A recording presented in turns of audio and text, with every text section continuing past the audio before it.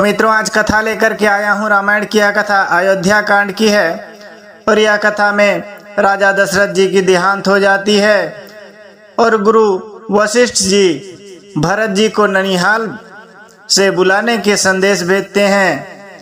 तो आइए सुनते हैं यह कथा दोहा चौपाई के साथ। तब वशिष्ठ मुनि समय समा काहि अनेक इतिहास शोक निवारे सबहि कर निज विज्ञान प्रकाश श्यावर रामचंद्र पद जय शरणम। तब वशिष्ठ मुनि ने समय के अनुकूल अनेक इतिहास कहकर अपने विज्ञान के प्रकाश से सबका शोक दूर किया।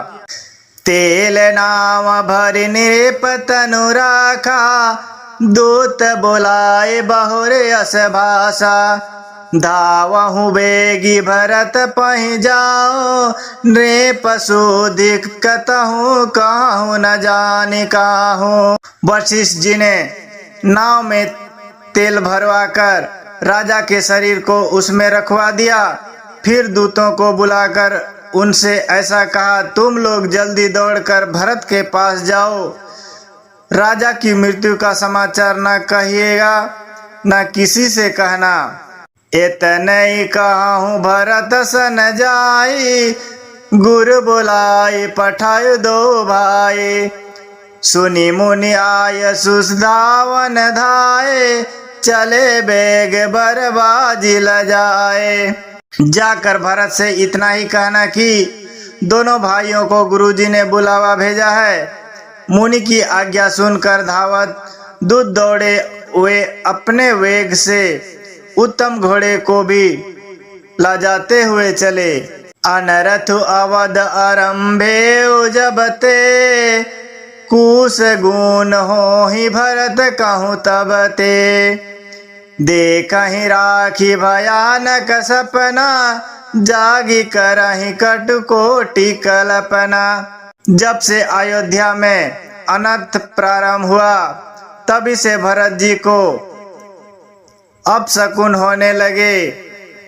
वे रात को भयंकर स्वप्न देखते थे और जागने पर उन सपनों का कारण करोड़ों अनेकों तरह की बुरी बुरी कल्पनाएं किया करते थे। विप्रजे वाहि देखी दिन दाना शिव अभिषेक करहि विधि नाना मांगहि हृदय महेश मनाई कुशल मातु पितु परिजन भाई। अनिष्ट शांति के लिए वे प्रतिदिन ब्राह्मणों को भोजन कराकर दान देते थे। अनेकों विधियों से रुद्राभिषेक करते थे। महादेव जी को हृदय में मानकर उनसे माता पिता कुटुंबी और भाइयों का कुशल क्षेम मांगते थे। तो मित्रों, इसी बीच एक दोहा है। तब तक के लिए वीडियो को लाइक कर दीजिए। चैनल में पहली बार आए तो सब्सक्राइब कर लीजिए। एहि विधि सोचत भरत मना धावन पहुँचे आई गुरु अनुशासन श्रवण सुनी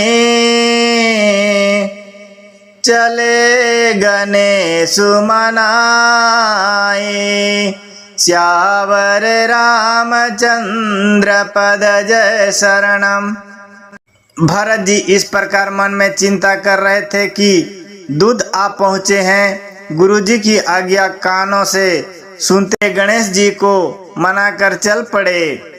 चले समीर बेग है हाँ के नाघत सरित सैल बन बाके हृदय सोच बड़ कछु न सुहाई अस जानहि जिय जाय उड़ाई।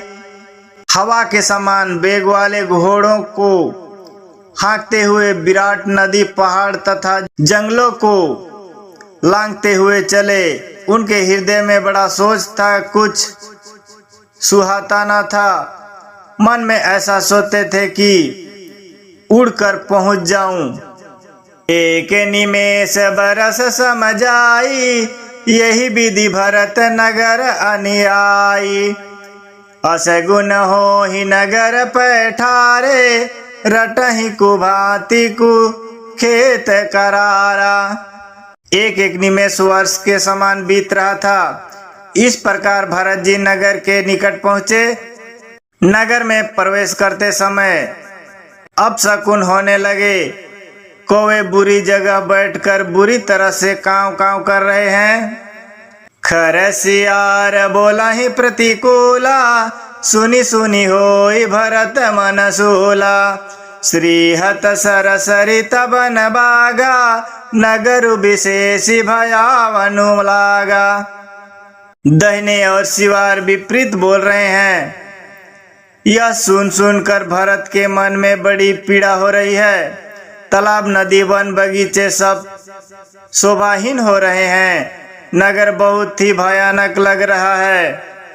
खग मृग हयज गय जहि न जोई, राम वियोग कुरोग बिगोई। नगर नारी नर निपटक दुखारी, मनहु सबहि सब संपत्ति हारी। श्री राम के वियोग रूपी बुरे रोग से सताए हुए पक्षी, पशु, घोड़े, हाथी ऐसे दुखी हो रहे हैं कि देखे नहीं जाते। नगर के स्त्री पुरुष अत्यंत दुखी हो रहे हैं, मानो सब अपनी अपनी सारी संपत्ति हार बैठे हों।